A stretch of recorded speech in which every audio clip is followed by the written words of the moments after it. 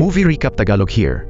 Isang pulis ang nagmamaneho ng kanyang sasakyan sa kalagitnaan ng gabi habang hinahabol ang isang wanted na kriminal nang makita niyang wala itong balak sumuko at sa halip ay lalo pang binilisan ang takbo. Hindi nagdalawang isip ang pulis na apakan ng silinyador hanggang 160 kilometers kada oras. Ngumiti ang kriminal, tila natutuwa na may naglakas loob makipagkarera sa kanya. Parehong rumaragasa ang dalawang sasakyan sa kalsada sa napakabilis na bilis. Pinilit ng tusong kriminal na higitan ng pulis sa pamamagitan ng mas malakas na pag-apak sa gas at sinamantala iyon para makatakas. Akala niya'y nakalayo na siya. Ngunit sa sumunod na segundo, biglang sumulpot ang pulis at hinarangan ang kanyang daan. Malakas na nagbanggaan ang dalawang sasakyan, dahilan para masugatan at mahilo ang pulis. Sinamantala naman ito ng kriminal para muling tumakas. Hindi sumuko ang pulis. Pilit niyang hinabol ang kriminal hanggang dulo. Kahit hirap na, dumating din ang iba pang pulis bilang reinforcement. Dahil dito, napilitan ang kriminal na pumasok sa linya ng tren. Pagkakita nito, todo apak ang pulis sa silinyador at binangga ang likod ng sasakyan ng kriminal. Sumalpok ito sa isang bakanting lote at tuluyang huminto. Pasuray-suray na lumapit ang pulis, hinawakan ang ulo ng lalaki, kinaladkad palabas, isinandal sa kotse, at pinusasan. Sa unay patuloy pa rin sa pagmumura ang kriminal, ngunit bigla niyang napansin ang isang bagay sa dilim, isang kalansay ng tao. Sa sobrang takot, kumaripas siya ng takbo, pero hindi pa siya nakakalayo, nadapa siya sa isa pang maleta na naglalaman ng bangkay. Sa puntong iyon, labis ding kinilabutan ng pulis na si Dowon. Naisip niyang malamang ay kaso ito ng serial killing. Kinaumagahan, mabilis na kumalat ang balita tungkol sa insidente. Dumating ang mga pulis upang suriin ang lugar at napag-alamang isa itong lumang riles ng tren. Nakakita sila ng iba't ibang bangkay. Ang babaeng forensic specialist ay matalik na kaibigan ni Dowon. Ibinigay niya kay Dowon ang paunang resulta ng pagsusuri. Lahat ng biktima ay babae at may suot pa ring alahas, kaya hindi ito mukhang pagnanakaw. Malinaw na isa itong serye ng pagpatay para sa makahayop na pagnanasa. Pagbalik ni Dowon sa presinto, pinilit siya ng kanyang superior na magbitiw dahil sa kanyang hindi profesional na paraan ng paghahabol sa mga kriminal. May ebidensya pa ito na nakapagdulot siya ng aksidente habang nagmamaneho. Natatakot ang superior niya na mapahamak siya at madamay ang iba. Sinubukan ni Dowon na ipagtanggol ang sarili, pero agad siyang pinigilan ng kanyang superior. Hindi raw ito ang unang beses na ginawa niya iyon, kaya nga tinawag siyang Mad Dog. Napilitan si Dowon na gamitin ang dahilan na gusto niyang lutasin ang serial murder case na natuklasan niya para manatili sa trabaho. Sa kabutihang palad, pumayag ang kanyang superior na palampasin muna ito dahil kulang ang pulisya sa magagaling na tauhan. Si Sokyong naman ang prosecutor na humahawak din sa kasong ito. Ayon sa forensic doctor, ang sanhi ng pagkamatay ng mga biktima ay pagsakal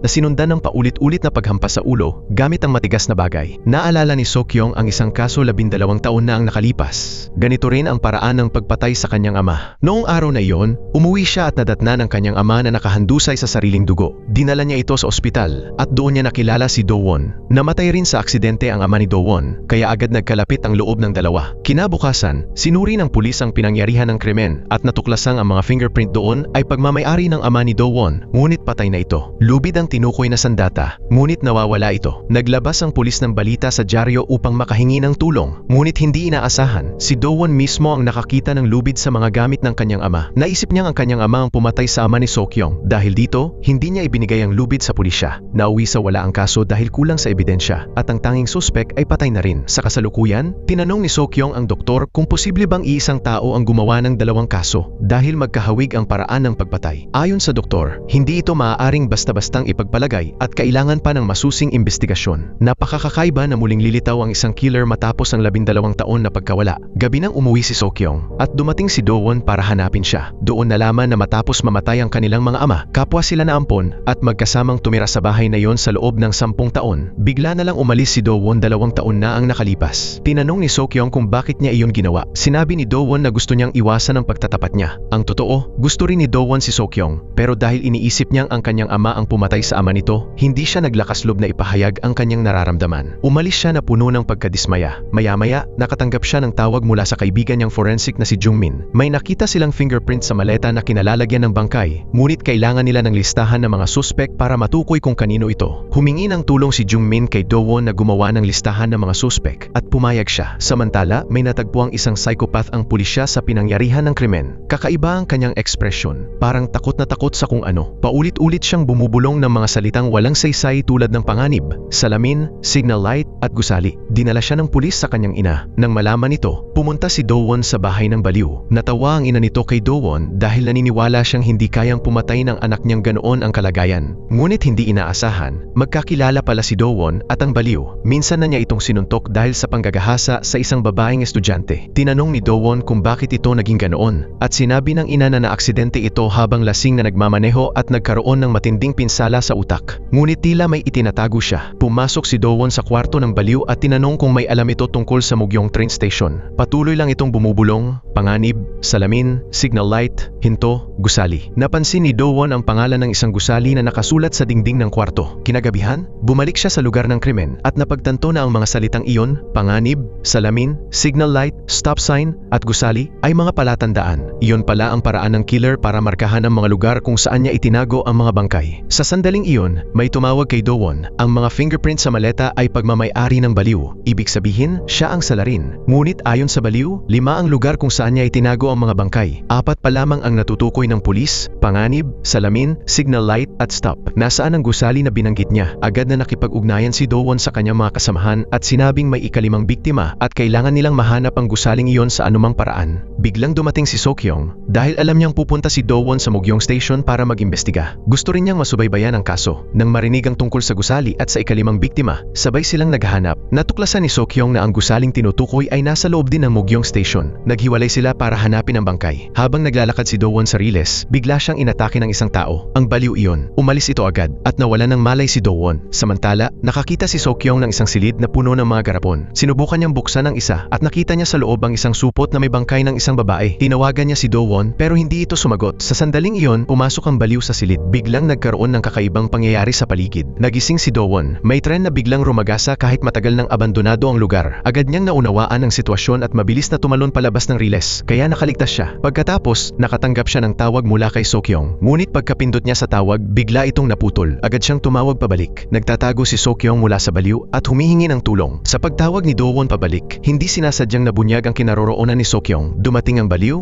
binugbog siya at sinakal hanggang halos mawala ng buhay. Mabuti na lang at dumating si Do-won sa tamang oras at nailigtas siya. Nang makita niyang muntik nang mamatay ang babaeng mahal niya, galit na galit si Do-won at walang tigil na sinuntok ang baliw. Sa sandaling iyon, pinulot ni So-kyung ang baril at itinapat ito sa baliw. Naniniwala siyang ito ang salarin sa serye ng mga krimen at tiyak na may kinalaman din ito sa pagkamatay ng kanyang ama. Ngunit itinanggi ito ni Do-won dahil naniniwala pa rin siyang ang kanyang ama ang may kagagawa ng kaso 12 taon na ang nakalipas. Tumayo siya sa harap ng baril ni So-kyung at sinabi na iyon ang dahilan kung bakit hindi sila maaaring magkatuluyan. Sa sobrang sakit, hindi makapagsalita si So-kyung at itinaas na lamang ang baril at nagpaputok sa ere. Halatang hindi niya matanggap ang katotohanan, kaya muli niyang tinanong si Do-won kung nagsisinungaling ba siya. Doon umamin si Do-won na nakita niya ang tali na siyang ginamit na sandata sa krimen sa mga gamit ng kanyang ama.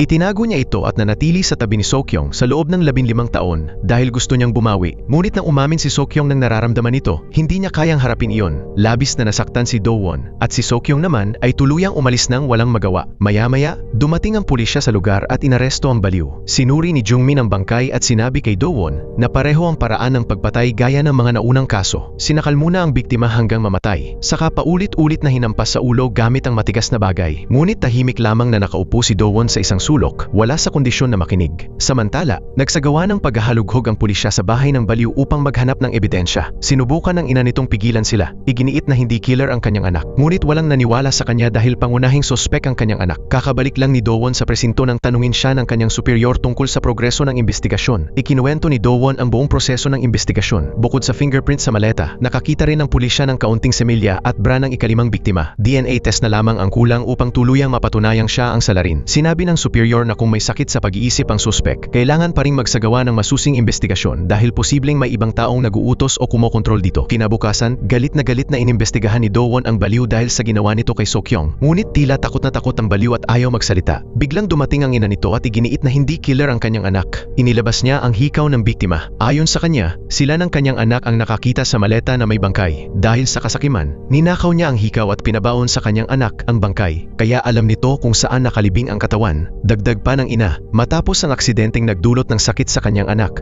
Tuwing makakakita ito ng bangkay ay kusa nitong ibinabaon. Nagalit si Do-won, dapat sana iniulat nila ito sa pulisya. Ngunit dahil sa pagnanakaw ng hikaw, pinili niyang itago ang lahat hanggang ngayon. Natakot siyang lumala sitwasyon at mapagbintangan pa sila ng pagpatay at pagnanakaw. Hindi niya inaasahan na madadagdagan pa ang mga biktima. Tungkol naman sa patuloy na paglilibing ng kanyang anak sa ibang bangkay, ngayon lang daw niya nalaman iyon. Biglang nakatanggap si Do-won ng tawag mula sa forensic department tungkol sa resulta ng DNA test. Lumabas na ang similyang nakuha sa bra ng ikalimang biktima ay hindi pagmamay-ari ng baliw. Ikinumpara ni Do-won ang hikaw at napatunayang iyon nga ang nawawalang alahas ng biktima. Pinatunayan nito na totoo ang sinabi ng ina at muling napunta sa dead end ang kaso. Kinagabihan, bumalik si Do-won sa pinangyarihan ng krimen upang mag-imbestiga muli. Gusto niyang malaman kung paano na itapon ng salarin ang mga bangkay sa riles ng tren. Matapos ang pagsusuri, naisip niyang posibleng sumakay ang salarin sa tren at doon ibinaba ang mga maleta na may bangkay. Dahil normal lamang ang may dalang bagahe sa tren, walang naghinala. Ngunit naputol ang kanyang pag-iisip dahil sa isang guni-guni. Kinabukasan, nagpunta si Do-won sa ospital para magpatingin at nalaman na ang iniinom niyang sedative dahil sa stress sa trabaho ay may side effect na nagdudulot ng hallucination. Kahit pinayuhan siya ng doktor na itigil ito, tumanggi siya dahil kailangan niyang manatiling alerto para malutas ang kaso. Samantala, pumunta ang pulisya sa isang nursing home upang kausapin ang lola ng ikalimang biktima. Ngunit matagal nang nakaratay ang matanda kaya wala silang nakuhang impormasyon. Ayon sa nurse, madalas siyang dalawin ng kanyang apo noon, ngunit 2 buwan na itong hindi nagpapakita. Sinabi ng pulisya na 10 araw na ang nakalipas mula nang mamatay ang dalaga. Ngunit ang ikinagulat ng nurse ay kung sino ang nagpadala ng bayarin sa ospital na matanda 2 araw pa lamang ang nakalilipas. Batay sa lokasyon ng transaksyon, natunto ng pulisya ang ATM at nakita sa CCTV ang isang kahina-hinalang tao. Ngunit balot na balot ito, kaya hindi matukoy ang pagkakakilanlan. Sa ibang pangyayari, sinuri ni Seok-yong ang mga gamit ng biktima at nadiskubre niya ang ilang alahas na ninakaw noon sa kanilang bahay. Kabilang dito ang kwintas na ginamit sa pagpatay sa kanyang ama, ang parehong kwintas na itinago ni Do-won dati. Kinagabihan, pinuntahan niya si Do-won upang humingi ng paliwanag. Sinabi niya na kung ang ama ni Do-won ang pumatay sa kanyang ama, dapat nasa kanya pa ang mga alahas. Inisip ni Do-won na maaaring nahulog iyon ng kanyang ama habang tumatakas, at nanatili pa rin siyang naniniwala na ang kanyang ama ang salarin. Naiiyak na tinanong ni Seok-yong kung ang pagsama nito sa kanya sa loob ng 12 taon ay para lang magbayad sala o kung minahal ba siya nito ng totoo. Kahit mahal ni Do-won si Seok-yong, pinilit niyang itanggi iyon. Sinabi niyang gusto lang niyang bayaran ang utang na loob at nasasakal siya tuwing kasama siya nito. Labis na nasaktan si Seok-yong sa mga salitang iyon. Ngunit si Do-won ay mas higit pang nasasaktan sa loob. Hinawakan niya ang kamay ni Do-won at sinabi na hindi siya naniniwala at hihintayin niya ang tapat na sagot mula sa puso nito. Pagkatapos, umalis siya.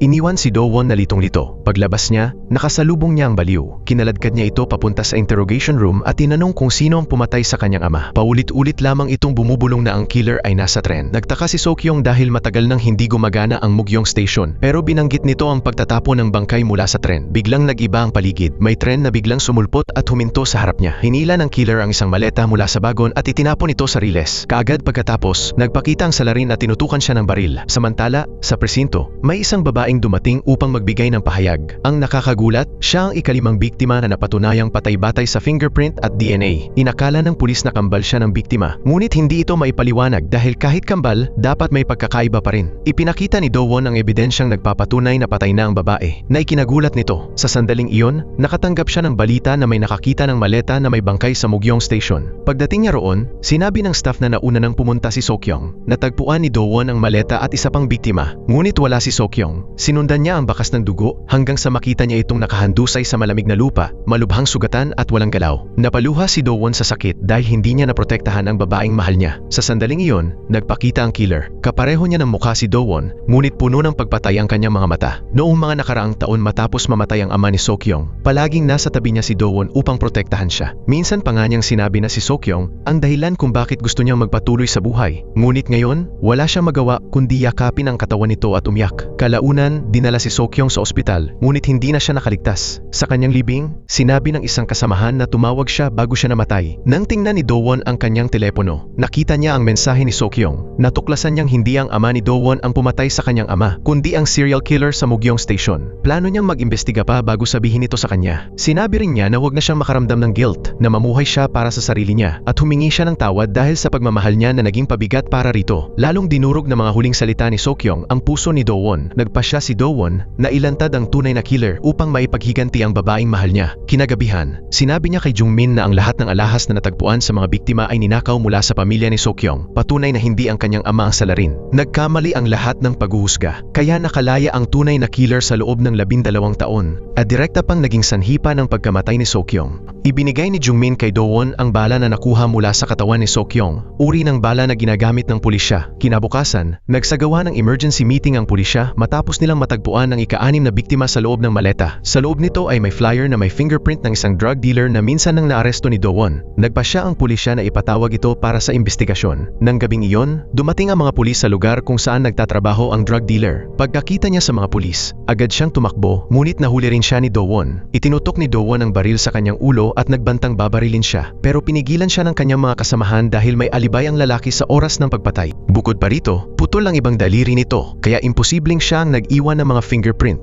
Umalis si Do-won ng galit dahil pakiramdam niya ay nasasayang lang ang oras sa isang walang silbing lead. Pagkatapos, pumunta siya sa lugar kung saan ipinamigay ang mga flyers at natagpuan ang isang simbahan na matagal nang nagsara. Ayon sa tagapamahala, walang seremonyang tulad ng nasa flyer at namatay na ang kanilang pastor 3 taon na ang nakalipas. Nagsimulang maghinala si Do-won na may mali. Napaisip siya kung posible bang may parallel world. Upang subukan ang hinuha, agad siyang tumakbo papuntang Mugyong Station. Doon, nakita niya si Jungmin at ikinuwento ang lahat ng nangyari. Sinabi ni Do-won na sa kanluran, may kakaibang kwento tungkol sa isang taong biglang nawala ng walang bakas at muling lumitaw eksaktong makalipas ang 100 taon. Ngunit wala na itong naaalala. Batay dito, naghinuha si Do-won na may umiiral na parallel world kung saan nabuhay ang nawawalang tao sa loob ng 100 taon. Pinaniniwalaan niyang may kakayahan ng killer na maglakbay pabalik-balik sa dalawang mundo sa pamamagitan ng isang misteryosong tren. Pinatay nito si Sokyong at pagkatapos ay sumakay ng tren pabalik sa sarili nitong mundo. Hindi maintindihan ni Jungmin ang sinasabi ni Do-won, pero may kilala si Do-won na makakapagpatunay ng kanyang teorya. Pumunta siya sa kulungan upang makipagkita sa isang baliw. Pagkakita pa lang niya rito, agad niya itong tinanong tungkol sa tren. Tuliro ang lalaki at puro walang saysay ang sinasabi tungkol dito. Sa sandaling iyon, napagtanto ni Do-won na talagang nakita ng lalaking iyon ang tren. Biglang dumating ang warden at pinalabas si Do-won. Samantala, ipinaalam ni Jungmin sa kanyang mga nakatataas ang mga sinabi ni Do-won. Agad namang pumunta ang mga nakatataas sa opisina ni Do-won at natagpuan ang bote ng sedatives na ginagamit niya. Matapos itong suriin, nadiskubre nilang ito ang sanhi kung bakit nagpapakita si Do-won ng mga senyales ng paranoia. Hindi nagtagal, bumalik si Do-won sa presinto. Kaagad na iniutos ng mga nakatataas na kumpiskahin ang lahat ng gamit ni Do-won bilang pulis at sinibak siya sa serbisyo. Ipinakita sa kanya ang bote ng gamot at tinanong kung ito ba ang dahilan kung bakit siya nananatiling gising sa trabaho. Sinubukan niyang magpaliwanag, ngunit ayaw na nilang makinig. Pagkatapos, mag-isa siyang tumakbo papunta sa riles ng Mugyong Station. Kahit hindi na siya pulis, nais pa rin niyang personal na parusahan ang taong pumatay kay Sokyong. Samantala, sa isang parallel world, ang isa pang bersyon ni Do-won ay brutal na pumapatay ng mga inosenteng tao. Sa mundong iyon, ang ibang personalidad ni Do-won ay isang mapanganib na kriminal na pinaghahanap sa buong bansa. Matapos gawin ang krimen, sumakay siya sa misteryosong tren upang makatakas. Ngunit aksidenteng nakita ng isang dumaraan ang kanyang kinaroroonan. Pagkatanggap ng ulat, agad sumakay ang mga pulis sa tren upang hulihin siya. Gayunpaman, paulit-ulit na nakakatakas si Do-won sa kanilang pagkupkop. Sa pagkakataong iyon, gumalaw ang tren sa pagitan ng mga espasyo mula sa parallel world papunta sa mundo ni Do-won. Pagbalik sa orihinal na mundo, may nakita si Do-won sa tren na kamukhang kamukha ni Sokyong, kaya agad niyang sinira ang pinto at pumasok. Ngunit paglapit niya, napagtanto niyang nagkamali siya ng akala. Sa sandaling iyon, dumating ang mga pulis at agad siyang kinilalang hinahanap na kriminal. Hindi maintindihan ang nangyayari, napilitan siyang tumakbo. Bumaba siya ng tren at napansin niyang kakaiba ang lahat, at doon niya napagtantong wala na siya sa sarili niyang mundo. Napunta siya sa isang parallel world. Hindi nagtagal, natuntun siya ng mga pulis at hinabol.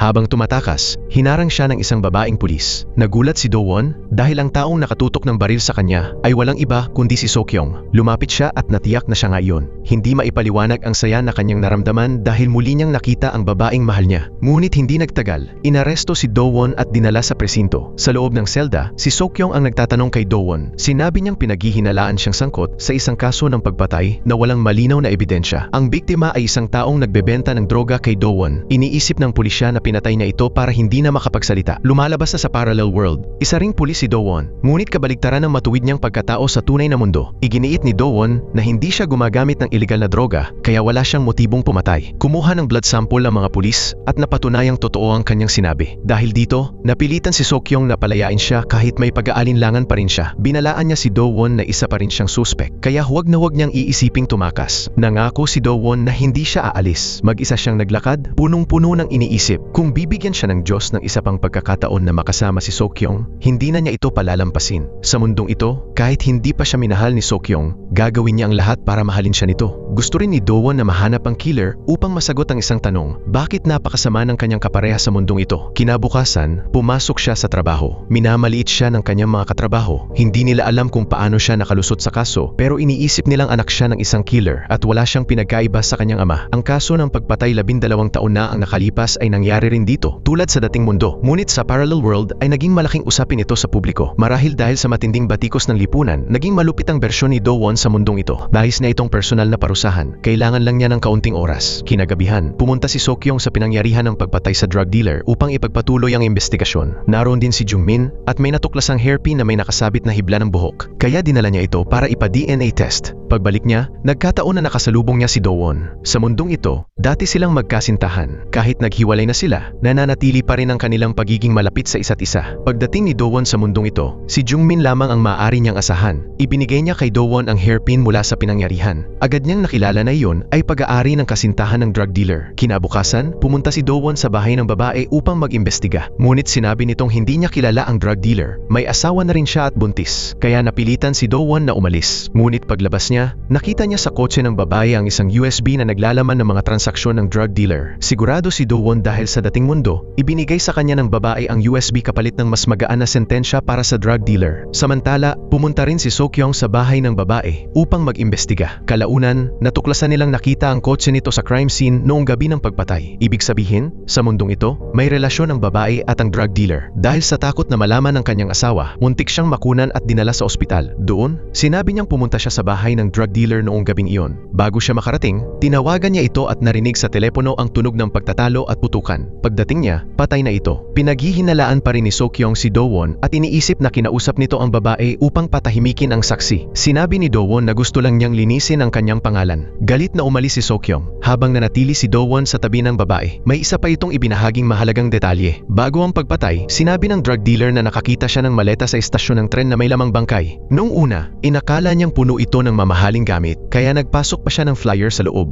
Ngunit nang buksan niya ito, natuklasan niyang may bangkay sa loob. Sa sobrang takot, iniwan niya ang maleta at tumakbo palayo. Sa wakas, naunawaan ni Do-won kung saan nanggaling ang flyer sa loob ng maletang may bangkay at kung bakit naroon ang fingerprints ng drug dealer. Samantala, bumalik si Seok-yong sa crime scene upang muling mag-imbestiga. Batay sa kwento ng babae, maaaring may mga ebidensyang hindi napansin ng pulisya. Nakakita si Seok-yong ng natitirang sampol ng dugo at dinala ito sa presinto para ipatest. Sa istasyon ng pulis, muling nakipagkita si Seok-yong sa kasintahan ng drug dealer. Ibinigay nito kay Seok-yong ang isang USB stick ayon sa kahilingan ni Do-won. Itinuring ito ng pulisya bilang isang mahalagang ebidensya. Pinuntahan ni Seok-yong si Do-won upang tanungin kung bakit niya iyon ginawa. Sinabi ni Do-won na gusto niyang magkakilala silang muli. Ngunit sinabi ni Seok-yong na nagkakilala na sila 12 taon na ang nakalipas. Anak siya ng taong pumatay sa kanyang ama at hindi niya makakalimutan iyon. Labis na nadismaya si Do-won at hindi niya alam kung paano ipagtatanggol ang sarili. Gabi na nang umuwi si Do-won at nadatnan niyang may taong pumapasok sa kanyang bahay. Agad niya itong pinigilan. Laking gulat niya nang malaman na ang taong iyon ay ang kanyang ama. Sa kabilang mundo, namatay na ang kanyang ama matapos ang insidente 12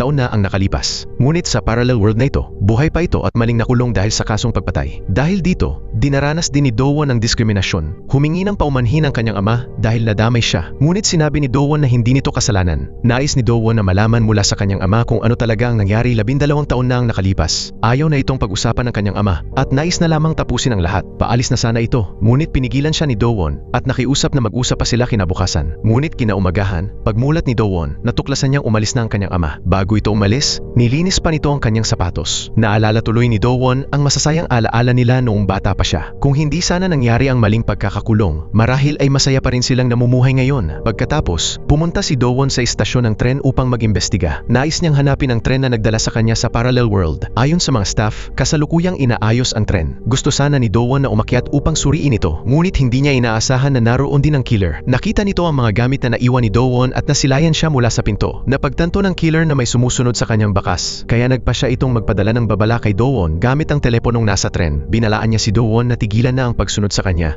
Ngunit determinado si Do-won na hulihin siya. Hinamon siya ng killer. Kung gusto niyang malagay sa panganib ang mga mahal niya sa buhay, ituloy lang niya. Biglang may naalala si Do-won at tinanong kung siya ba ang umatake kay Sokyong sa tunay na mundo. Hindi ito sumagot, bagkus ay tumawa lamang at sinabing may pagkakataon na naman upang makita kung mapoprotektahan ba ni Do-won si Sokyong sa pagkakataong ito. Ang tinutukoy nito ay si Sokyong sa parallel world. Napagtanto ni Do-won na nasa panganib si Sokyong. Pagkababa ng telepono ng killer, may narinig siyang ingay mula sa katabing silid. Agad na tumakbo si Do-won, ngunit nakatakas na ang killer. Lumabas siya at natuklasang sinunog ng salarin ang lahat ng kanyang gamit, isang malinaw na hamon. Lalo pang tumibay ang kanyang determinasyon na hulihin ito. Kinabukasan, pumasok si Do-won sa opisina.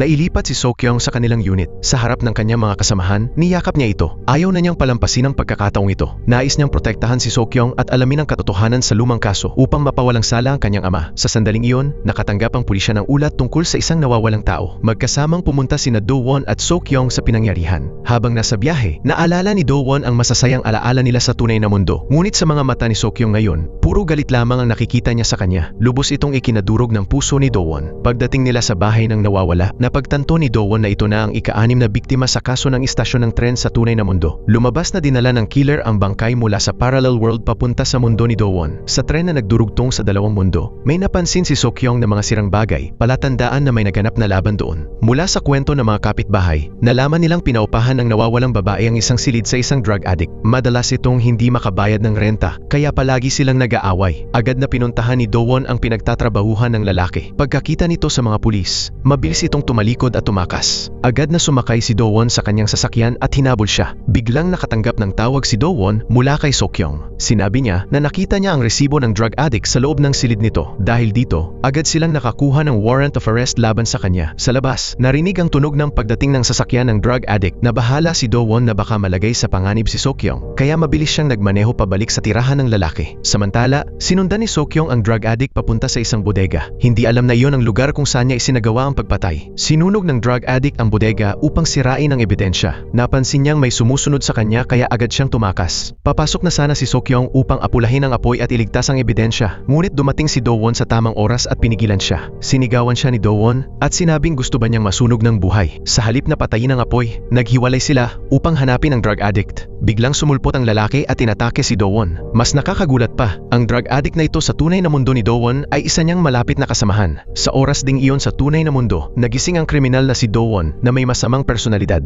Naalala niya ang drug dealer na nagsabing may nakita itong bangkay sa loob ng maleta sa istasyon ng tren. Kasabay nito, ibinigay nito kay Do-won ang isang singsing na nahulog mula sa maletang iyon. Napagtanto niyang iyon ang bagay na ninakaw sa kaso ng maling pagkakakulong ng kanyang ama, 12 taon na ang nakalipas. Mula noon, nakumpirma ng masamang bersyon ni Do-won na hindi killer ang kanyang ama. Napagtanto rin niyang napunta siya sa ibang mundo. Sa pagkakataong ito, nagpasya siyang hanapin ang tunay na killer upang malinis ang pangalan ng kanyang ama at mapatunayan din ang sarili niyang inosente. Samantala, sa parallel world, sinakal ng galit na drug addict ang mabuting si Do-won at sinabing siya ang dahilan kung bakit siya napunta sa ganitong kalagayan. Ngunit dahil bagong salta si Do-won sa mundong ito, hindi niya maintindihan ang sinasabi ng lalaki. Halos masakal siya hanggang mamatay. Ngunit sa kabutihang palad, dumating ang kanyang mga kasamahan at nailigtas siya at naaresto ang drug addict. Sinimulan ng pulisya ang pagsusuri sa bodega na sinubukang sunugin ng lalaki. Tiyak na may mahalagang ebidensya roon. Natagpuan nila ang isang panghiwa ng karne sa loob. Kapag natagpuan dito ang DNA ng biktima at fingerprints ng drug addict, magkakaroon na ng sapat na batayan upang maisara ang kaso. Bumalik si Do-won sa istasyon ng pulis at ipinagpatuloy ang interogasyon sa drug addict. Patuloy nitong itinatanggi ang krimen at galit na sinisisi si Do-won. Ayon dito, 4 na taon na ang nakalipas, mali raw siyang inaresto ni Do-won. Dahilan upang hindi niya masamahan ang kanyang lola noong nasa panganib ito na humantong sa pagkamatay nito. Matinding galit ang nararamdaman ng drug addict kay Do-won. Hindi inaasahan ni Do-won na sa parallel world na ito, ang kanyang masamang bersyon ay naging isang irresponsableng tao. Pumunta si Do-won sa kanyang mga nakatataas dala ang resulta ng investigasyon. Nais ng kanyang superior na agad nang isara ang kaso. Ngunit tumutol si Do-won dahil alam niyang hindi ito simpleng pagpatay lamang. Sa kanyang tunay na mundo, isa itong serial murder case. Nagduda ang kanyang superior dahil wala naman siyang natatanggap na ulat tungkol dito. Biglang naalala ni Do-won na nasa parallel world siya, kaya napilitan siyang magdahilan na isa itong kaso na lihim niyang iniimbestigahan at kailangan pa ng oras upang mapatunayan. Pagbalik ni Sokyong, pinuna niya ang paliwanag ni Do-won at sinabing hindi ito makatuwiran. Ngunit hindi siya pinansin ni Do-won dahil ang iniintindi niya ay ang sugat sa kamay nito. Habang binabalutan niya ito, napansin niya ang mga peklat sa pulso ni Sokyong. Napaisip siya kung ano ang nangyari sa kanya sa mundong ito. Sa tunay na mundo, inakala ni Do-won na naprotektahan niya si Sokyong. Ngunit dito, wala palang nagpoprotekta sa kanya. Lumabas na sa mundong ito matapos mamatay ang kanyang ama. Napilitan si Sokyong na tumira kasama ang kanyang madrasta. Madalas siyang abusuhin ito dahilan ng mga peklat sa kanyang mga kamay. Kaya Kaya naman kinamuhian ni Sokyong ang taong nagdulot ng sitwasyong iyon, ang ama ni Do-won. At dahil dito, kinamuhian din niya si Do-won kahit isa rin siyang biktima. Kinabukasan, ipinagpatuloy ni Do-won ang interogasyon sa drug addict. Tinamin nitong nakita niya ang serial killer sa Mugyong Station. Nais nitong palayain siya ni Do-won kapalit ng lahat ng impormasyon. Pagkatapos, ibinalik siya ng warden sa kanyang selda. Humiram siya ng nail clipper at sinabi niyang nalunok niya ito.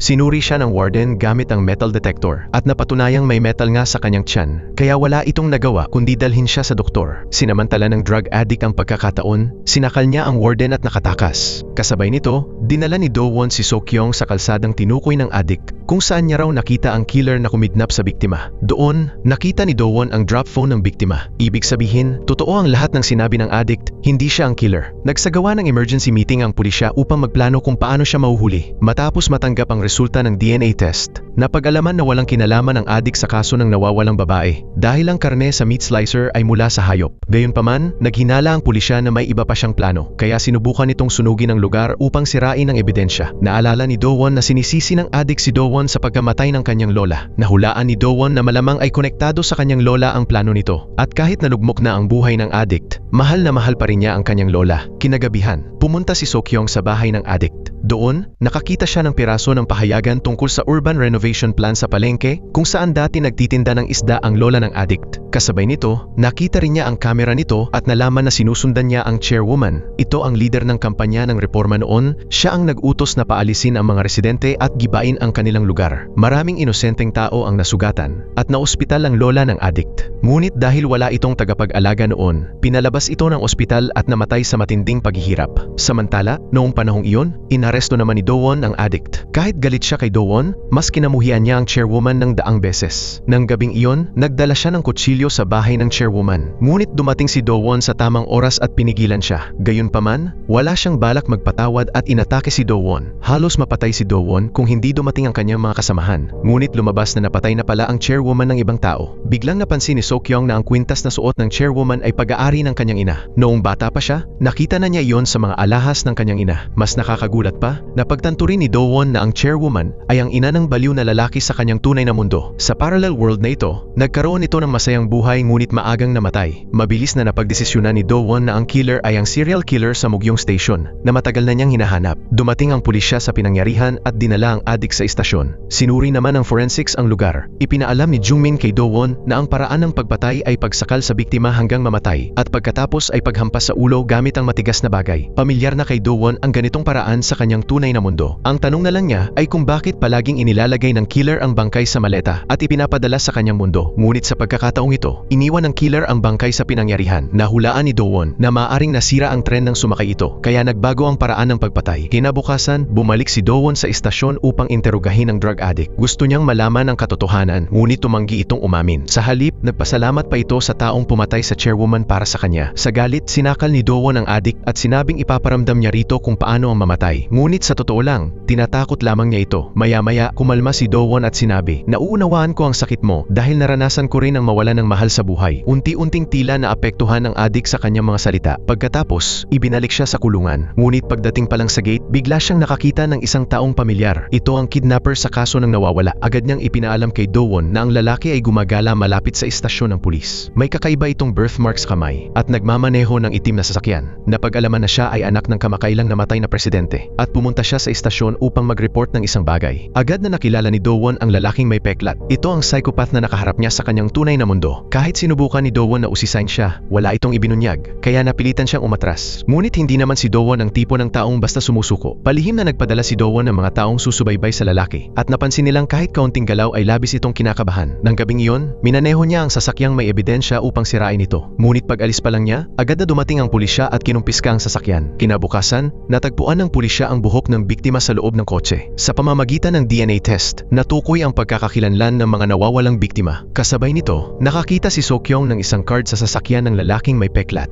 Nakilala niya itong gym card, kaya agad silang pumunta ni Do-won sa gym. Binuksan nila ang locker ng lalaki at doon natagpuan ang sandata sa pagpatay, pati na rin ang kahon ng alahas na ninakaw sa bahay ni Sokyong. 12 taon na ang nakalipas. Sa wakas, nabunyag na ang tunay na pumatay sa kanyang ama. Dahil dito, napatunayang ganap na inosente ang ama ni Do-won. Agad ding inilabas sa publiko ang wanted notice ng lalaking may peklat. Maya-maya, ipinatawag ng superior si Do-won sa opisina. Pinuri siya siya nito sa paglutas ng komplikadong kaso at humingi ng paumanhin dahil sa maling pagkakakulong ng kanyang ama noon. Hindi siya sinisi ni Do-won dahil sa kanyang tunay na mundo. Buong puso siyang pinrotektahan ito. Naramdaman ni Do-won ang malasakit ng kanyang superior. Para sa kanya, tila isang pagsubok ang parallel world na ito. Kahit hindi naging madali ang lahat, gagawin pa rin niya ang makakaya upang magkaroon nito ng magandang wakas. Samantala, sa bersyon ng tunay na mundo, pinuntahan ni Do-won ang baliw na lalaki. Nakita niya noon na ito ang nagmaneho ng kotse at nakabangga sa kanyang ama sa parallel world. Ngunit syempre, itinanggi ng lalaki ang lahat. Napansin ng masamang bersyon ni Do-won ang isang drawing nito. Naalala niya na may isang taong nakaupo sa passenger seat noong aksidente. Posible kayang iyon ang tunay na utak ng krimen? Agad siyang tumakbo papuntang Mugyong Station, nais bumalik sa parallel world upang patunayan ang katotohanan. Biglang nagbago ang oras at espasyo at umalingaw-ngaw ang tunog ng tren sa kawalan. Tahimik na naghintay ang masamang Do-won upang makasakay sa tren. Samantala, sa parallel world, natunto ng pulisya ang kinaroroonan ng lalaking may peklat. Mag-isang pumunta si So-kyung upang arestuhin ito. Nang marinig ni Do-won ang balita, agad siyang sumama sa kanyang mga kasamahan. Ang lugar ay isang lumang palengke ng isda na iniwan matapos ang reforma. Biglang sumulpot ang lalaking may peklat at sinunggaban si So-kyung mula sa likuran. Balak nitong hiwain ang mukha ni So-kyung, ngunit mabilis itong nakabunot ng baril at itinapat sa ulo ng lalaki. Dumating siya roon upang patayin ito at ipaghiganti ang kanyang ama. Ilang sandali pa, dumating ang grupo ni Do-won at naghiwa-hiwalay upang hanapin si So-kyung. Biglang umalingaw-ngaw ang putok ng baril. Napatay ni So-kyung ang lalaki at pagkatapos ay tila may balak pa siyang gawin na ikapapahamak niya. Mabuti na lang at dumating si Do-won sa tamang oras at napigilan siya. Yinakap niya ito at humingi ng tawad dahil hindi siya naging sapat na sandigan ito na nagdulot ng matinding sakit. Ngunit hindi inaasahan, buhay pa pala ang lalaking may peklat. Sinamantala nito ang pagkakataon at nakatakas. Naghiwalay ang dalawa upang hanapin siya. Sa sandaling iyon, nakatanggap si Do-won ng tawag mula sa masamang bersyon niya sa parallel world. Nakabalik na ito sa kabilang mundo at sinabi na hindi ang lalaking may peklat ang tunay na killer. Ayon dito, kailangan niyang mahuli ang tunay na salarin at pilitin itong magsabi ng totoo. Biglang may bumagsak mula sa itaas. Ang lalaking may peklat, patay na. Pinatay siya ng tunay na killer. Labis na nabigla si Do-won. Agad siyang bumalik sa opisina at ipinaalam sa kanyang superior ang lahat. Pinaghinalaan niyang may kasabwat ang lalaking may peklat. Ngunit sa halip, pinahinto siya ng kanyang superior sa pag-iimbestiga at pinapunta sa isang lugar, ang ospital kung saan ginagamot ang kanyang ama. May cancer ito at nais siyang makasama sa mga huling araw nito. Agad na nagpunta si Do-won upang makita ang kanyang ama. Pagkalabas ni Do-won sa istasyon ng pulis, bigla siyang kinontrol ng kanyang bersyon mula sa parallel world. Lumalabas na nakabalik na ito. Tinitigan siya nito ng malamig at pinilit na ibalik ang lahat sa dati. Sumigaw ito kay Do-won na umalis na siya sa mundong iyon. Nag-agawan at nagilahan ang dalawa hanggang sa makarating sa riles ng tren kung saan nagsimula ang lahat. Tinanong ni Do-won kung bakit sa parallel world lumitaw ang killer at hindi sa kanyang mundo. Ngunit bigla niyang naisip na may dahilan ang lahat. Kahit ang pagkakaroon nila ng magkasalungat na personalidad sa dalawang mundo ay hindi basta nagkataon. Sa ngayon, mas mahalagang parusahan muna ang killer. Bagamat ayaw pa rin ng kanyang kapareha, napalitan siya ni Do-won sa mundong ito. Matatag na kinuha ni Do-won ang pagkakataon. Ipinahayag niyang mananatili siya upang protektahan ang taong mahal niya. At dahil dito, nag-away ang dalawa. Para kay Do-won, ang kanyang kapareha ang pinakaitim at pinakamasamang bahagi ng sarili niya. Sumagot naman ang masamang bersyon, nailigtas ko ang ama ko. Pero ikaw, hindi mo man lang naprotektahan ang taong mahal mo. Tumimo ito sa puso ni Do-won at labis siyang nasaktan. Tumayo ang kabilang Do-won at sinabing siya mismo ang huhuli sa serial killer. Pagkatapos, sinabi niya kay Do-won na bumalik na ito sa sarili nitong mundo. Nang hapong iyon, pumunta si Do-won sa ospital upang dalawin ang kanyang ama. Sinabi niyang natukoy na niya ang salarin sa kaso, 12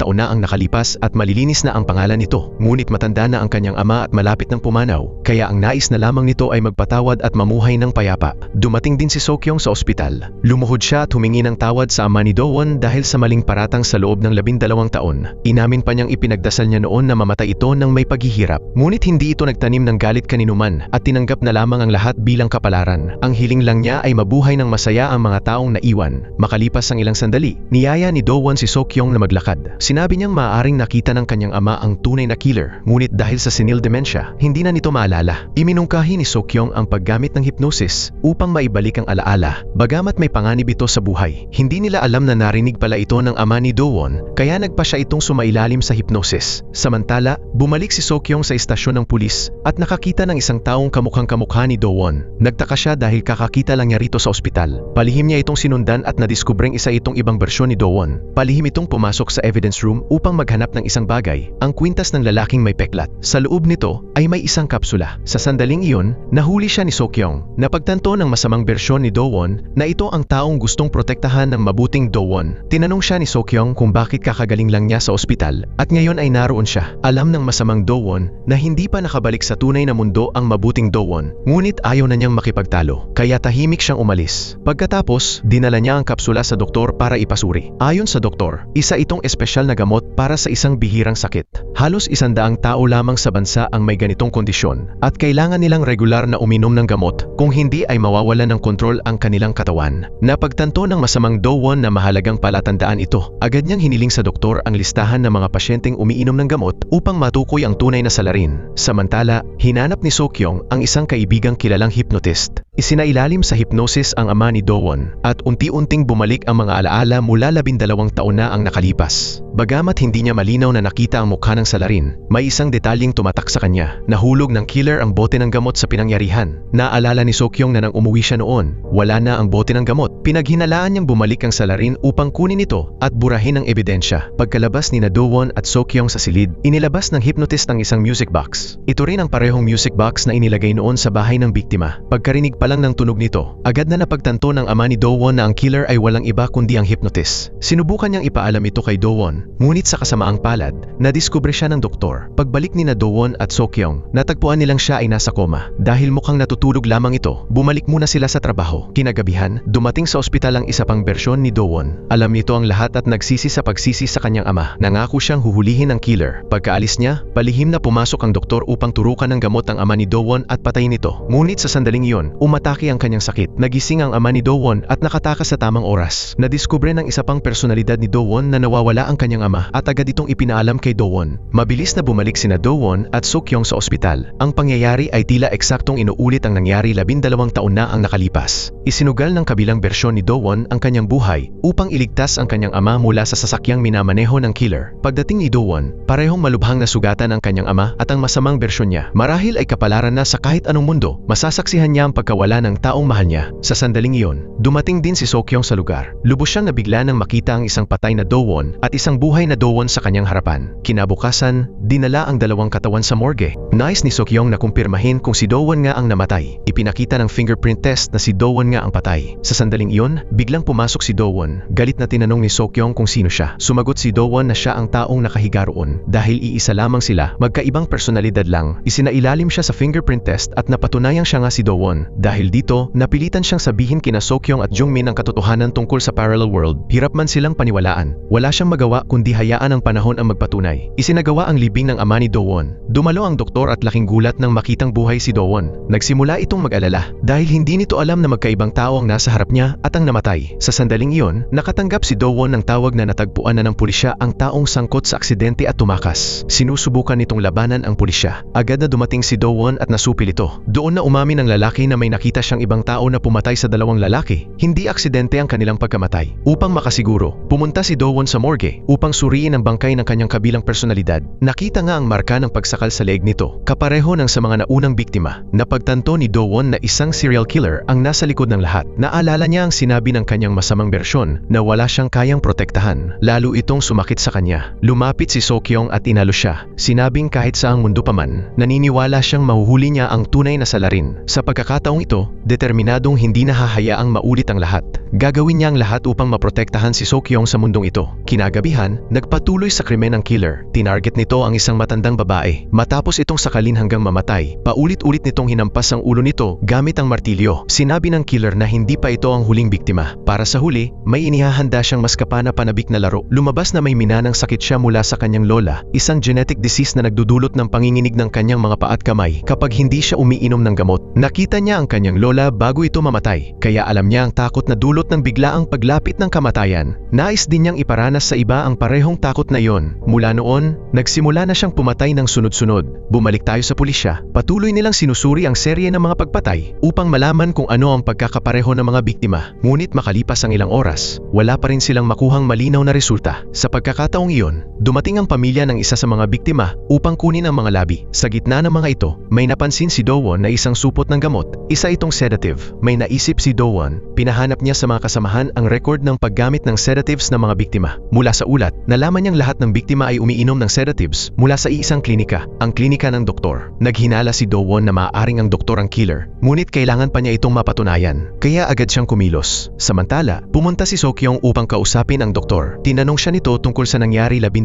taon na ang nakalipas. Umupo si Sokyong at ikinuwento ang lahat. Sinabi niyang umuulan noon kaya nahuli siyang nakauwi. At sa huli, nakatakas ang killer. Ipinahiwatig ng doktor na kung mas maaga siyang nakauwi, maaaring siya ang nakahiga sa tabi ng kanyang ama. Nagsimulang magduda si Sokyong sa mga sinasabi ng doktor. Parang ibang-iba na ito sa dati niyang pagkakakilala. Samantala, pumunta si Do-won sa isang laboratorio. Ipinadala niya ang DNA sample mula sa kuko ng namatay na bersyon niya at ipinakumpara ito sa DNA ng doktor. Tulad ng hinala niya, nagmatch ang resulta. Ang doktor ang tunay na salarin sa serial murder case. Agad na tumawag si Do-won upang balaan si Sokyong. Ngunit ang sumagot sa telepono ay ang doktor. Nabihag na niya si Sokyong. Hinamon ng doktor si Do-won na maglaro ng isang laro. Gusto nitong subukan kung kaya ba nitong protektahan ang taong mahal niya sa pagkakataong ito. Gumamit si Do-won ng GPS upang matunton ang isang exhibition hall. Doon naghihintay ang doktor. Hinanap siya ni Do-won, ngunit hindi agad nakita hanggang sa bigla itong sumulpot. Agad siyang tinutukan ni Do-won ng baril. Ngunit ngumiti lamang ang doktor at sinabing handa na siyang sumuko dahil marami na rin naman siyang napatay. Tinanong ni Do-won kung nasaan si Sokyong. Tinawagan ng doktor si Sokyong at lumabas na wala pa siyang ginagawa rito. Dinala ng pulisya ang doktor sa istasyon para imbestigahan. Sa interrogation room, sinubukan ng doktor na udyukan si Sokyong na saktan siya. Hindi napigilan ni Do-won ang sarili at sinuntok ito. Ngunit nanatiling kalmado si Sokyong at sinabing hindi siya magpapadala sa provokasyon at haharapin ito ang hustisya ayon sa batas. Doon sinabi ng doktor na kung walang mga bangkay ng biktima, hindi siya mapapatunayan na may sala. Ibinunyag niyang itinatapon niya ang mga bangkay sa kabilang mundo upang makaiwas sa parusa. Ang laro niya ay gawing walang magawa ang pulisya. Kahit alam nila kung sino ang salarin, wala silang magagawa laban dito. May 43 oras lamang ang pulisya upang makahanap ng ebidensya laban sa doktor. Ngunit napakahirap nito. Maingat nitong tinakpan ang lahat ng bakas. Walang dugo o fingerprint na naiwan sa mga pinangyarihan ng krimen. Habang lumilipas ang oras, hinanap ng pulisya ang lahat ng lugar na pinuntahan ng doktor. Ngunit wala pa rin silang natagpuang ebidensya. Sa puntong iyon, inilabas ni Do-won ang DNA test result mula sa bangkay ng kanyang kabilang personalidad. Ngunit kung ilalantad ito, malalaman ng lahat na hindi siya kabilang sa mundong ito at mapipilitan siyang bumalik sa kanyang dating mundo. Gayunpaman, wala na silang oras para magdalawang isip. Agad silang tumakbo ni Sokyong papunta sa morgue upang kunin ang bangkay. Ngunit pagdating nila, napag-alaman nilang napalitan na ito. Malinaw na plano ito ng doktor. Walang nagawa ang pulisya kundi panoorin na lamang ang paglipas ng oras hanggang sa mapalaya ang doktor. Bago siya tuluyang umalis, sinabi nitong may isa pang biktima na pinatay 3 araw na ang nakalipas. Hindi pa raw niya ito naitatapon, kaya kung gusto nilang hulihin siya, kailangan nilang mahanap ang bangkay na yon. Kinagabihan, paalis na sana si Sokyong sa trabaho upang umuwi. Pinigilan ni Do-won si Sokyong dahil natatakot siya ang susunod na target ng doktor. Pumayag si Sokyong na manatili sa tabi ni Do-won upang maprotektahan siya. Kinabukasan, natagpuan ng pulisya ang impormasyon tungkol sa binanggit na biktima. Naiulat itong nawawala 4 na araw na ang nakalipas. Agad na pumunta ang pulisya sa pinangyarihan. Batay sa hinala, naisip ni Do-won na malamang iniwan ng doktor ang bangkay ng biktima malapit doon. Tama nga, iniwan ng doktor ang bangkay sa lugar ng krimen. Bumalik siya roon upang kunin ang maleta. Ngayong araw niya balak itapon ang bangkay. Pagsapit ng gabi, umulan. Biglang naalala ni Do-won na ang tren ay tumatakbo lamang sa pagitan ng dalawang mundo kapag umuulan. Sigurado siya ngayong gabi dadalhin ng doktor ang bangkay upang itapon ito. Agad na pumunta si Do-won sa istasyon ng tren at sumakay. Sinimulan niyang halughugin ang bawat bagon. Habang naglalakad, may nakita siyang maleta at sa loob nito ay ang bangkay ng biktima. Biglang sumulpot ang killer at tinutukan siya ng baril mula sa likuran. Lumingon si Do-won at natigilan. Ang nasa likod ng lahat ay ang kanyang superior. Walang anumang paliwanag, binaril siya nito. Nahulog si Do-won mula sa tren at napunta sa tunay na mundo. Sa mundong iyon, malubha ang kanyang kalagayan at kinailangang maospital. Pagkagising pa lang niya, agad niyang hinanap ang kanyang superior. Ngunit nag-leave na ito ilang araw na ang nakalipas. Pinuntahan niya ang bahay nito ngunit wala siyang nadatnan, kaya pinasok niya ito at hinalughog. Sa huli, may nakita siyang larawan. Doon niya nalaman na may anak ang kanyang superior at ito mismo ang serial killer. Ang kanyang superior ang siyang naglilinis ng mga ebidensya sa likod ng mga krimen ng kanyang anak. Matagal na pala nitong niloloko ang lahat. Labis ang galit ni Do-won. Desidido siyang hanapin ang kanyang superior upang ilabas ang katotohanan. Kinabukasan, dumating si Jung-min at ibinigay ang resulta ng investigasyon tungkol sa pamilya ng superior. Totoong may anak ito. Ibinigay rin niya ang address ng bahay kung saan sila kasalukuyang nakatira. Agad na pinuntahan ito ni Do-won. Nakakagulat, sa tunay na mundo, ang doktor ay nakaratay sa kama dahil sa sakit. Balak ng superior na tapusin na ang lahat kaya nagplano itong gumawa ng matinding hakbang kasama ang kanyang anak. Pumasok si Do-won sa bahay at napansin agad ang kakaibang sitwasyon. Mabilis niyang pinatay ang gas at binuksan ang mga pinto. Sa kabutihang palad, nailigtas niya ang babae. Noon lamang ito lumuhod at humingi ng tawad kay Do-won. Inamin itong noong 12 taon na ang nakalipas. Natagpuan niya ang bote ng gamot ng kanyang anak sa crime scene at doon niya nalaman na ito ang salarin. Kaya pinili niyang patayin patahimikin ang kaso. Nang subukan ni Do-won na kunin ang lubid bilang ebidensya, pinigilan niya ito dahil natatakot siyang may DNA ng kanyang anak doon. Nais ni Do-won na pagbayaran nito ang lahat ng kanyang kasalanan. Kung hindi sana na aksidente at naparalisa ang kanyang anak, magpapatuloy pa rin ito sa pagtulong sa mga krimen nito. Napagtanto ni Do-won na ang lahat ng nangyari sa parallel world ay isang babala. Nais niyang bumalik upang protektahan si So-kyung. Ipinag-utos niya sa kanyang mga kasamahan na hulihin ang kanyang superior at ang salarin sa kaso 12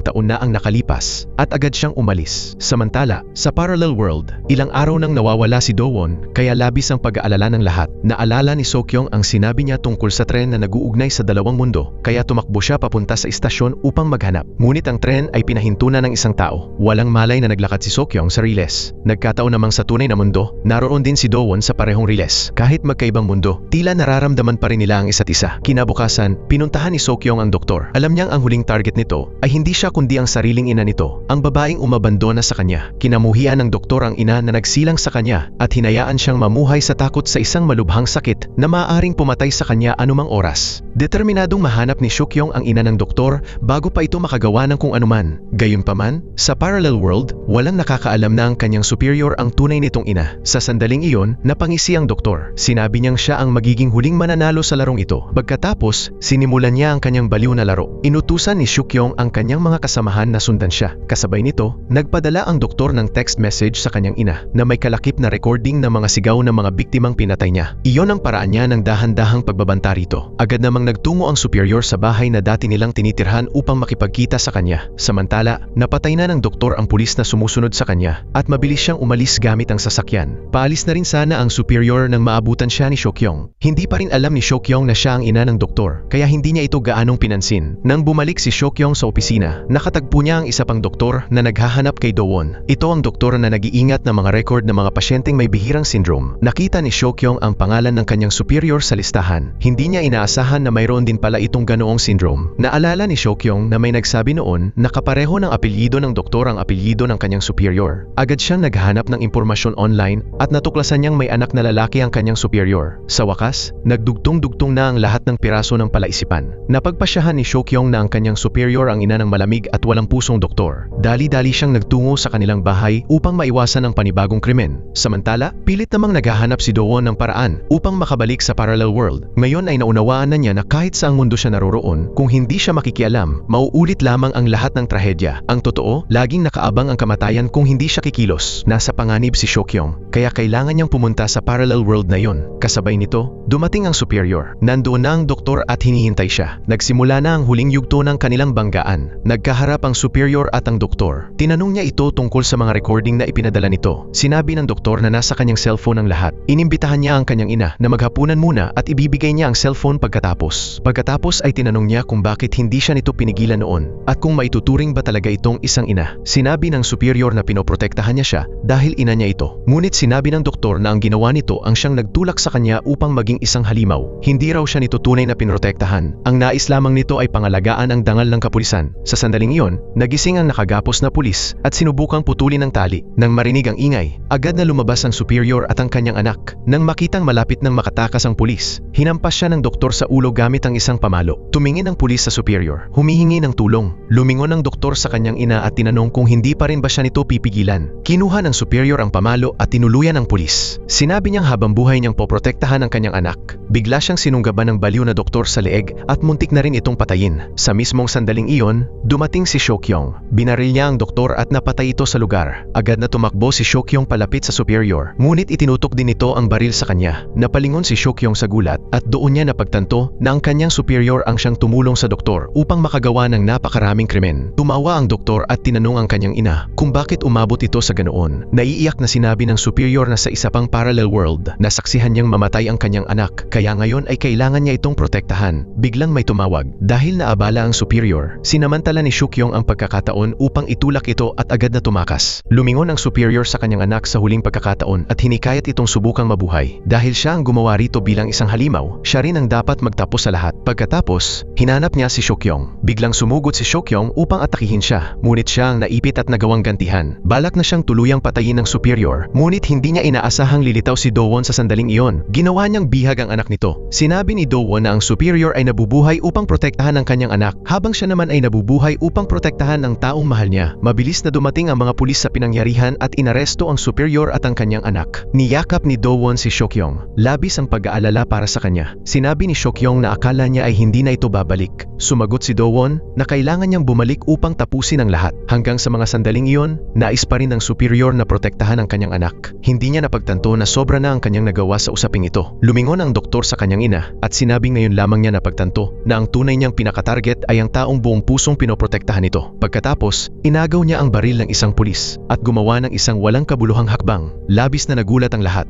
Sa huli, kinailangan ding mamatay ang killer. Ang superior ang naiwan upang harapin ang lahat ng kaparusahan ng batas. Kumpleto na rin ang lahat ng ebidensya laban sa kanya. Malakas siyang tumawa at sinabi kay Do-won na hindi magtatagal ay pagdurusahan din nito ang pagtawid sa hangganan ng dalawang mundo. Kinabukasan, nagkasundo sina Do-won at Seok-yong na magkita. Tapos na ang lahat. Kaya ngayon, magsisimula sila ng panibagong yugto. Ayaw nang bumalik ni Do-won sa dati niyang mundo. Sinabi niyang nais niyang manatili rito sa tabi ni Seok-yong. Nang gabing iyon, pag-uwi ni Seok-yong sa bahay, may natagpuan siyang taong pumasok ng palihim. Biglang sumulpot ang estranghero at ilang beses siyang sinaksak. Dumating si Do-won makalipas ang ilang sandali. Hindi niya inaasahang haharapin niya ang parehong sitwasyon tulad ng nangyari sa totoong mundo. Maaari bang hindi talaga mabago ang kapalaran? Agad dinala ni Do-won si Seok-yong sa ospital. Pagkatapos, pinuntahan niya ang kanyang superior. Tiyak na may dahilan ang mga sinabi nito kanina. Doon lamang inamin ng superior na tulad ni Do-won, nagmula rin siya sa ibang mundo. Naglakbay siya patungo sa mundong ito upang baguhin ang kanyang malupit na kapalaran. Ang superior sa mundong ito ay pinaslang at ang tadhanang iyon ay hindi na mababago. Sinabi ng superior kay Do-won na hindi lamang silang dalawa kundi marami pang ibang tao ang may kakayahang makapasok sa parallel world. Sila ay mga taong wala nang anumang mawawala. Hinahanap nila ang paraan upang mapanatili ang nag-iisang mahalagang bagay sa kanilang buhay. Muling umikot ang gulong ng kapalaran. Ang lahat ay babalik sa orihinal nitong landas. Labis ang paghihirap ni Do-won dahil hindi niya matakasan ang walang katapusang siklong ito. Naalala niya ang mga salita ng kanyang masamang personalidad na wala siyang kayang protektahan. Lalo lamang siyang nalugmok dahil dito. Nang gabing iyon, pumunta si Do-won sa ospital upang dalawin si Seok-yong. Nagkamalay na ito. Nangako si Do-won kay Seok-yong na hindi na niya ito hahayaang muling masaktan. Ngunit upang magawa iyon, kailangan niyang mawala sa buhay ni Seok-yong. Kinagabihan, bumalik si Do-won sa Riles kung saan nagsimula ang lahat. Hinugot niya ang kanyang baril. May balak na gumawa ng isang mapanganib na hakbang upang mailigtas ang buhay ng babaeng mahal niya. Biglang sumulpot ang tren mula sa kung saan. Nadala si Do-won sa ibang mundo. Nang makita ni Seok-yong na matagal nang nawawala si Do-won, pinuntahan niya ang kanyang superior. Tinanong niya ito kung paano makalilipat sa pagitan ng mga parallel world. Kahit alam ni Seok-yong na hindi nito mababago ang kapalaran, hindi niya kayang mabuhay sa mundong wala si Do-won. Sa ibang mundo, sino ang makapagsasabi? Maaaring muling magkita sina Do-won at Seok-yong. Natatakot si Do-won na kapag muling nagkatagpo ang dalawa, mamamatay si Seok-yong. Ngunit wala siyang pakialam doon. Magsisimula silang dalawa ng panibagong buhay ng magkasama. Saan mang mundo sila mapunta.